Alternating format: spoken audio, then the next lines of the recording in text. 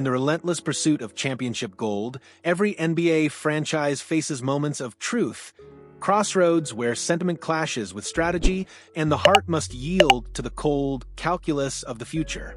For the Boston Celtics, fresh off a season that saw them fall short of their ultimate goal, a new, unexpected dilemma has emerged, forcing them to confront the unthinkable.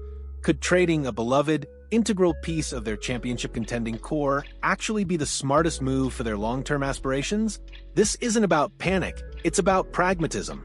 It's about recognizing the fleeting nature of opportunity and the ever-present need to adapt, evolve, and, at times, make agonizing decisions for the greater good. The NBA, much like life, often throws curveballs when you least expect them. Last year, the Celtics themselves were dealt a devastating blow in the playoffs, a setback that reshaped their entire offseason strategy. Now, the cruel hand of fate has struck another team, the Houston Rockets, with a catastrophic injury that has sent shockwaves through the league and, remarkably, opened a potential door for Boston. Veteran point guard Fred VanVleet, the Rockets' orchestrator and defensive anchor, has reportedly torn his ACL, an injury that will likely sideline him for the entire season. This is a gut punch for Houston, a team brimming with young talent and eager to take the next step. They'll undoubtedly start the season with their current roster, hoping their burgeoning stars can rise to the occasion. But the reality is stark. They will almost certainly need to scour the trade market to replace the multifaceted contributions VanVleet brought to the table. His elite playmaking, his clutch on-ball scoring, his crucial off-ball spacing, his tenacious point-of-attack defense, and perhaps most importantly, his invaluable championship leadership. Such players are a rare commodity in the NBA, a precious few who can truly impact a game in every facet. And wouldn't you know it, the Boston Celtics happen to possess one of those precious few, Derrick White. He checks every single box on the Rockets' wish list, perhaps with a slightly less emphasis on pure on-ball scoring and an even greater, more versatile defensive impact. White is, without exaggeration, one of the handful of best defensive guards in the entire league, a remarkable feat considering that guard defense is typically a young man's game, demanding explosive athleticism and relentless energy. He's a cerebral player, a master of angles and anticipation, capable of guarding multiple positions and disrupting opposing offenses with uncanny precision. His offensive game, too, has blossomed, making him a potent threat from beyond the arc and a surprisingly effective secondary playmaker. He is, in essence, the quintessential glue guy for championship contender, a player whose contributions often fly under the radar, but are absolutely indispensable to winning. Yet, here's where the harsh reality sets in. Derrick White is 31 years old. While the Celtics and their passionate fanbase might cling to the hope that this current period of roster restructuring is merely a one-year blip, a temporary pause before they reload and return to contention, the cold, hard truth suggests otherwise. It's far more likely that the Celtics will need another year or two to fully reestablish themselves among the league's elite. By that point, White will be 33 or 34, undeniably aging out of his prime. His value, currently at an all-time high thanks to his consistent elite play and relatively team-friendly contract, will inevitably begin to decline. This creates a critical window, a moment where the Celtics must ask themselves, if the Rockets, desperate for a VanVleet replacement, come knocking with a truly massive offer, should Boston even consider it? The answer, according to a compelling trade proposal pitched on Space City Scoop, is a resounding yes. They absolutely must. This isn't a simple two-team swap. It's a complex, multi-layer transaction, a three-team blockbuster designed to navigate the intricate financial labyrinth of the NBA. The Celtics, in their efforts to duck under the luxury tax threshold, need to shed salary. The Rockets, already hard-capped at the first tax apron and precariously close to it, also need to reduce their payroll. This delicate dance necessitates the involvement of a third party, a willing facilitator, and in this scenario, that role falls to the Brooklyn Nets, who can absorb Fred VanVleet's contract.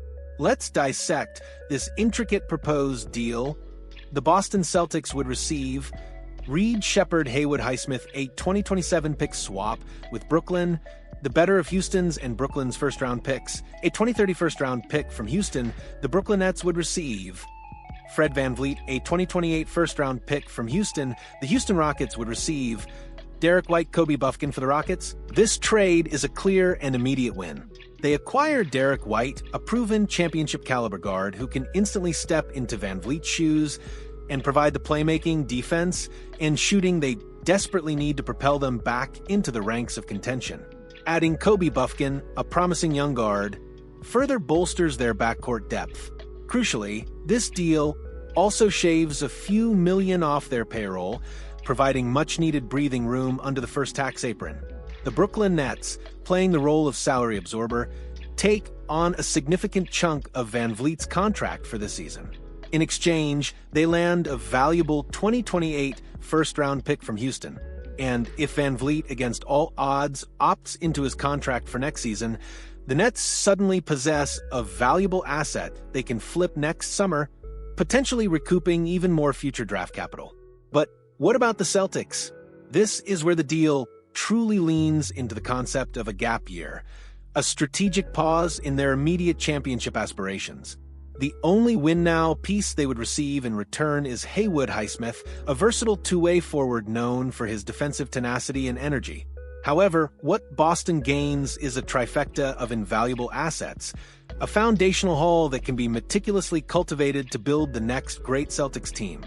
First, there's Reed Sheppard. This young phenom was at the very top of many draft boards heading into the 2024 NBA draft, lauded for his high-volume shooting and exceptional playmaking abilities. The Celtics, a team that has always valued elite perimeter shooting, would undoubtedly be enamored with Sheppard's offensive prowess. While his defensive chops might not yet be Boston level, his offensive upside is undeniable. He could develop into a legitimate starter for the Celtics, providing a much-needed spark from day one. Alternatively, he could spend this gap year bombing away from deep, showcasing his talents, and ultimately becoming the centerpiece of a future trade package for a bona fide superstar down the line. This flexibility is precisely what a rebuilding or retooling team craves. Then there are the draft picks, the lifeblood of any sustained contender. Boston picks up two significant selections. The first is a 2027 pick swap, giving them the better of Houston's and Brooklyn's first-round picks. While the Rockets project to be quite good by 2027, the Nets are likely to still be mired in a rebuilding phase, potentially offering the Celtics another high lottery pick. Boston has certainly reaped the rewards of owning Brooklyn pick swaps in the past, famously using them to acquire cornerstone talents. Could they once again land a top pick to add to their core of Jason Tatum and Jaylen Brown, ensuring their championship window remains wide open for years to come? The second pick is a 2030 first-rounder from Houston, a distant but incredibly valuable asset that offers immense long-term flexibility and the potential to capitalize on future shifts in the league's power dynamics. Finally, and perhaps most immediately impactful, the Celtics would save approximately $12 million in this deal, dropping them entirely out of a luxury tax. This isn't just about saving money. It's about resetting the luxury tax clock, providing the financial flexibility to make other strategic moves. It allows them to potentially move on from other players like Anthony Simons in a trade that brings back additional value, rather than simply being a salary dump. This financial reset is crucial for building a team back into contention over the next few years, allowing them to aggressively pursue free agents or make further trades without being handcuffed by punitive tax penalties. Is all of this enough to trade Derrick White? Perhaps not for many. He is, after all, beloved in Boston, a fan favorite whose gritty play and clutch moments have endeared him to the Garden faithful. He is the perfect star-level role player for a contender, a player who elevates everyone around him without demanding the spotlight. Yet, as we've discussed, his value will never be higher than it is right now. And this trade, painful as it might be to contemplate, brings back legitimate high-upside assets for the future, assets that could form the bedrock of the Celtics' next championship dynasty. This isn't a decision to be taken lightly. It's a strategic tightrope walk, balancing the immediate desire for contention with the long-term health and sustainability of the franchise. But in the unforgiving world of professional sports, where windows close as quickly as they open, the ability to make tough, forward-thinking decisions is what separates the perennial contenders from the teams stuck in mediocrity.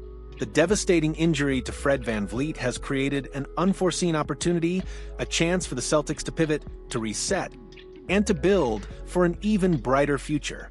Should the Celtics consider this mid-season trade? Absolutely. They need to think long and hard about it, weighing the emotional cost against the strategic bounty. The future of the franchise might just depend on it. What's your take on this potential seismic shift for the Celtics?